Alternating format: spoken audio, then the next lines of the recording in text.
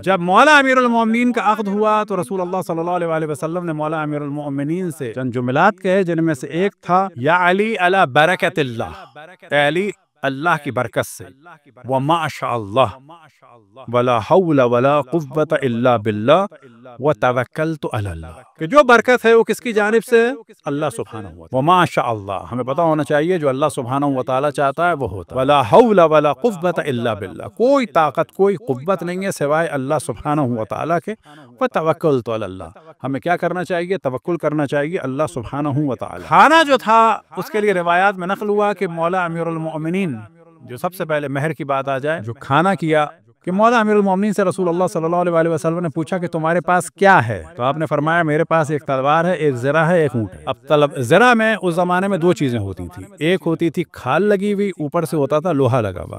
لوہے کا کام ظاہر ہے کہ مشکل تھا کہ اس کو آپ تار بنائیں، سب کچھ کریں، تو اشرف الانبیاء نے فرمایا کہ اونٹ بھی ضروری ہے اور تلوار بھی ضروری ہے، زرہ بیچ دو اپنی۔ تو زرہ 500 کی بکی اور اسی میں سے کچھ سامان خریدا اور یہی مہر قرار پایا۔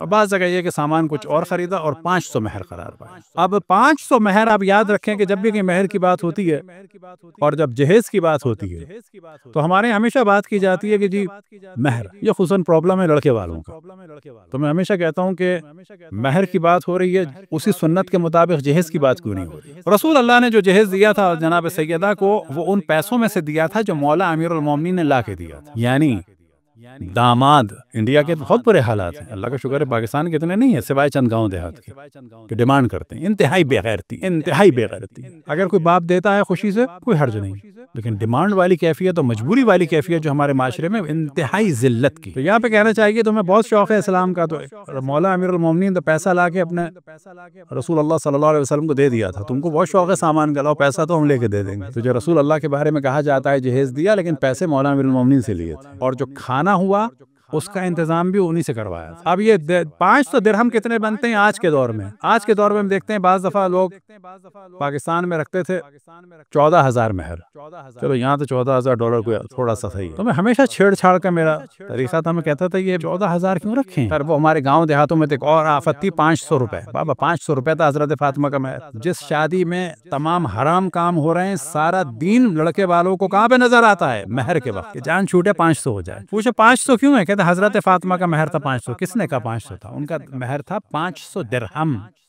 14,000 کیوں ہے کہ جی وہ مہر سنت ہے؟ میں ہمیشہ روکتا ہوں، کس نے کہا مہر سنت ہے؟ مہر سنت ہے 500 درہم۔ اب یہ کتنا ہوگا یہ بھی بیان کروں گا۔ تو میں عام طور پر لڑکوں کو چھیڑ چھاڑ میں کہتا ہوں کہ 14 کیوں یا 5 کیوں؟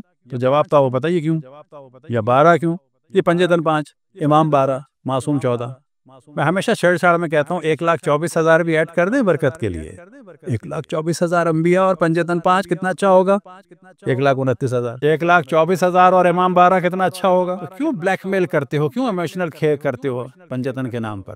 پتہ چلا کہ لینے کے معاملے میں دین یاد نہیں آ رہا، دینے کے معاملے میں جو ہے وہ مہر کو مس یوز کر رہے ہیں۔ اب یہ 500 درہم کتنے بنتے ہیں؟ تو جو منیمم ویٹ بیان ہوا ہے درہم کا وہ ہے 2.5 گرام، یعنی آج کے دور میں اگر آپ دیکھنا چاہیں کہ مہر سنت آج کتنا ہوگا تو کوئی گوگل میں سرچ کر کے لگا لے حساب، آج کے دور میں آپ کو دیکھنا ہوگا 1,250 گرام خالص چاندی کا جو ریٹ ہوگا وہ ہے مہر سنت منیمم، کیونکہ درہم میں 2 چیزیں ہوتی تھیں، ایک قیمت ہوتی تھی چاندی کی اور ایک قیمت ہوتی تھی کس کی؟ اس کو بنانے کی، کیونکہ عام چاندی کا ٹکڑا اور درہم دونوں کی ویلیو اس وقت بھی الگ ہوتی تھی۔ یعنی آج اگر آپ ریٹ نکالیں گے تو منیمم 1,250 گرام خالص چاندی یہ بنتا ہے مہر سنت، اور ساتھ میں جو بھی اس کی اجرت ہوتی ہو بنانے کی، اگر وہ کوئن کی صورت میں۔ صلوات پڑھیں بر محمد و آل محمد۔